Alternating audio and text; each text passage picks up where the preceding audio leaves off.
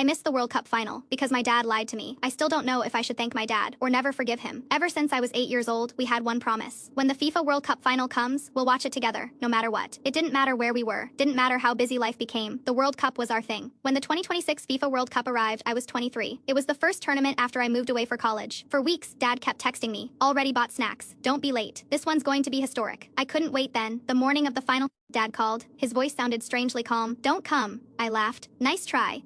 I'm serious, he said. I already invited the neighbors. There isn't enough room. I just sat there. For 20 years, he'd never watched a World Cup match without me. Now he didn't even want me there. I hung up. Then I blocked his number. Petty? Absolutely. But I was hurt. While millions of people watched the biggest match on earth, I sat alone in my apartment, pretending I didn't care. I ignored every phone call, every text, every voicemail. The next morning, someone knocked on my door. It wasn't Dad, it was my older brother. He looked exhausted. Pack a bag. My stomach dropped. What happened? He looked at me for a long second before answering. Dad never invited the neighbors. He lied.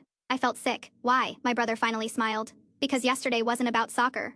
It was about you. He drove me straight to my parents' house. When I walked inside, everyone yelled, surprise. The living room exploded with applause. Family, friends, old coaches, even my elementary school teacher. On the wall was a huge banner. Congratulations, Dr. Emily Carter. I had graduated medical school 3 days earlier. Dad knew if he invited me honestly, I'd refuse. I'd say everyone should just watch the World Cup instead, so he made me angry on purpose because he knew I'd stay away until the party was ready. I turned around. Dad was standing in the kitchen holding 2 soccer jerseys, one tiny, one adult, sized mine and his. He smiled. I figured, we've watched enough finals together. I didn't want the biggest day of your life competing with someone else's. I burst into tears. He hugged me and whispered, the World Cup happens every 4 years. But watching my little girl become a doctor, I only get that once. I still rewatch the highlights from that final, but the moment I remember most from World Cup 2026 never happened on the field. It happened in my parents' living room, when I realized my dad had skipped the biggest match in the world, just so he wouldn't miss the biggest moment in mine.